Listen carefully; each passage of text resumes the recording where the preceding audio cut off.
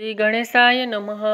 अष्टम अध्याय मयूरेशकार। सिद्धि बुद्धि के साथ पारिग्रहण। उग्रेश की मृत्यु का समाचार मिलते ही माता पिता छाती पीटने लगे। रानी दुर्गा की करुण क्रदन से दैत्य नगरी में सर्वत्र शोक छा गया। दैत्यराज के लिए चंदन जीता तैयार हो गई और रानी दुर्गा भी अपने पति के साथ सती हो गई। तदुपरांत उग्रसेन के पिता चक्रापण उस नगरी के राजा हुए। विष्णु आदि सब देवताओं को मुक्त करा दिया तथा भगवान मयूरेश्वर की सेवा में उपस्थित होकर उनकी स्तुति की और फिर निवेदन किया, प्रभु आप ही समस्त चराचर में विश्व के उत्पत्ति पालन और संहार करता है। आपकी माया से मोहित हुए जीव आपको जान नहीं पाते। आज आपके दर्शन के सौभाग्य हमें प्राप्त हुआ है, इस कारण हमारा जीवन सफल हो गया। मयूरेश ने प्रसन्न होकर, राजन तुम्हारे पुत्र को मैंने विवश होकर मारा है, परंतु उसके मोक्ष की प्राप्ति हो गई है। मैं तुम पर प्रसन्न हूँ, इसलिए इच्छित वर मांग लो। चक्रापाणी बोले, नाथ यदि आप प्रसन्न हो तो मेरे भवन और नगर को पवित्र करने की कृपा कीजिए। प्रार्थना सुनकर मयूरेश अपने गणों के सहित गंडकी नगर में पधारे, जहाँ राजसभा में विद्यमान सभासन प्रजानो मुक्त हुए। विष्णु आदि देवताओं ने उनका स्वागत किया। वे स्वर्ण रत्न निर्मित भव्य सिंहासन पर विराजमान हुए अत्यंत शोभायमान प्रतीत होते थे। इंद्र का मान भंग राजा चक्राणी ने मयूरेश्वर का पूजन किया और स्तुति करते हुए बोले, नाथ आज मेरा जीवन, मेरा भवन, नगर और सभी प्रजा में धन्य हो गए।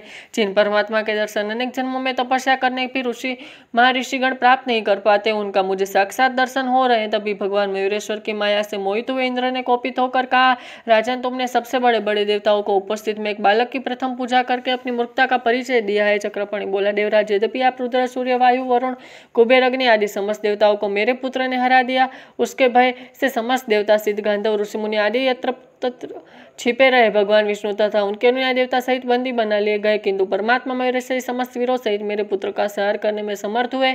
इन्होंने उसके यहाँ बंदी देवताओं को मुक्त कराया, इस कारण मैं तो इन्हीं को प्रथम पूजा का अधिकारी समझता हूँ। इंद्र का समाधान न हुआ देखकर मयूरेश्वर ने घोर गर्जना की, जिससे समस्त ब्रह्मांड कांप उठा। ऐसा लगा मानो ब्रह्मांड विदीर्ण हो जाएगा। उसके असंख्य प्राणी मूर्छित हो गए, सूर्य के समान प्रकाश से विश्व व्याप्त हो गए। तदुपरांत देवताओं ने मयूरेश्वर के रूप में 10 भुजा गजानन भगवान के साक्षात दर्शन किए। फिर तुरंत ही 10 भुजी गजानन के साथ पर मध्य में परमासन पर विराजमान वक्रतुंड, अग्निकोश में शिवजी, नेतृत्व में सूर्य, वायव्य में पार्वती जी और ईशान कोण में बैठे भगवान नारायण के दर्शन हुए। इससे समस्त देवगण भ्रमित हो गए।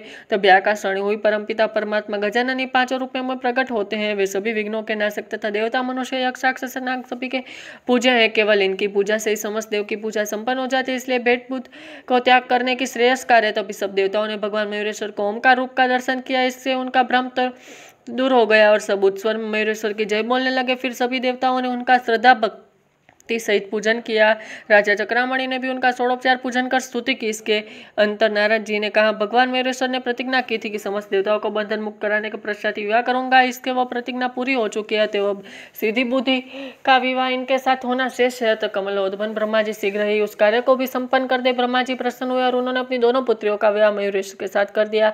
फिर विदा करते हुए हाथ जोड़कर निवेदन करने लगे, प्रभु आज मेरी अभिलाषा पूर्ण हो गई। इन पुत्रियों का पालन मैंने बड़ा लालन प्यार से किया है, अब इनकी रक्षा आप स्वयं करते रहे। मयूरेश्वर ने ब्रह्मा जी की बात स्वीकार की। तभी दैत्यराज ने उस बंदी देवताओं को प्रार्थना की, प्रभु आपकी कृपा से हम बंधन मुक्त हो गए, इसलिए अब हमें स्वधाम गमन की इच्छा है। मयूरेश्वर ने देवता और ऋषि मुनि को प्रति आदर भाव प्रदर्शित करते हुए उन्हें आज्ञा दी कि वे अब उनकी जय जयकार करते हुए अपने अपने स्थानों के चल गए। लीला का समर कुछ दिन राजा चक्रवाणी और अतिथि ग्रहण करने के पश्चात मयूरेश्वर ने भी शिव शिवा और अपनी भार्याओं सहित अपने स्थान पर जाने की इच्छा प्रकट की, तो राजा ने बेमन से उसे स्वीकार कर पर्याप्त पेट आदि के साथ विदा करा। वे स्वयं उन्हें नगर के बाहर 1 योजन दूर तक पहुंचने आए। उनके साथ सभी नागरिक भी थे। मयूरेश्वर को विदा करते समय सभी की आंखों अश्रुमण हो रही थी। वे बोले, प्रभु आप हम सेवकों को छोड़कर जा रहे हैं, किंतु हमें आपका वियोग असहनीय हो रहा है, हमारे ऊपर सदैव आपकी दया बनी रहे। मयूरेश्वर ने चक्रमाणी और उनकी समस्त प्रजाओं को समझाया, आप लोग निश्चिंत रहे, मेरी कृपा से आपको समस्त सुखों की प्राप्ति होगी। मेरे स्मरण मात्र से सभी संकट दूर हो जाएंगे करेंगे। इस प्रकार आश्वासन देकर मयूरेश अपने नगर को चले। उनके साथ शिव शिवा, ब्रह्मा, विष्णु आदि प्रमुख देवता भी थे। प्रथम आदि उनकी जय जयकार करते चल रहे थे। निश्चित अवधि में गंतव्य स्थान पर पहुंचकर सभी ने विश्राम किया और कुछ दिन बाद ही बाद में निकल गए। दोनों बहुओं को पाकर पार्वती जी बहुत प्रसन्न थी। वे अभी उनकी बहुत सेवा करती तथा आशीर्वाद पाती थी। शिवगण भगवान मयूरेश्वर को प्रसन्न करने का सदैव यत्न करते रहे। तब एक देव शिव शिवा, ब्रह्मा, विष्णु आदि के समक्ष मयूरेश्वर ने गंभीर वाणी में कहा, देवगण में एक महत्वपूर्ण बात कहता हूँ, आप ध्यान देकर सुने। मैंने जिस उद्देश्य के धरती पर अवतार लिया था वह कार्य संपन्न हो गया। असुरों को मारने से पृथ्वी का भार भी उतर चुका और दैत्यों का कारागार में बंधस देवता भी मुक्त हो गए। स्वदा और वर्षकार भी पहले के समान निशंक रूप से हो रहे हैं, इसलिए मेरे अवतार का प्रयोजन पूर्ण होने पर मेरी कोई शेष नहीं है रहा और मेरे स्वधाम गमन का अवसर आ गया। यह सुनकर दुखित हुए देवताओं ने सजल नेत्रों से कहा, प्रभु आप हमें त्याग कर क्यों जा रहे हैं? अब यदि पुनः दैत्य उत्पन्न हो गए तो हमारी रक्षा किस प्रकार होगी, चिंता न करो। मयूरेश ने आश्वासन दिया, जब कोई संकट उपस्थित हो तब मुझे याद करना, मैं तुम्हारी सदैव रक्षा करूंगा। माता पार्वती जी को उनका वचन सुनकर मूर्छाई आ गई। बोले, पुत्र तुम्हारे बिना कैसे जीवित रहूंगी, मुझे छोड़कर कहीं न जाओ। मयूरेश्वर ने समझाते हुए कहा, माता मैं भी तुम्हारे वियोग से दुखित हूँ, किंतु सदैव एक स्थान पर नहीं रह सकता, इसलिए विवश हूँ।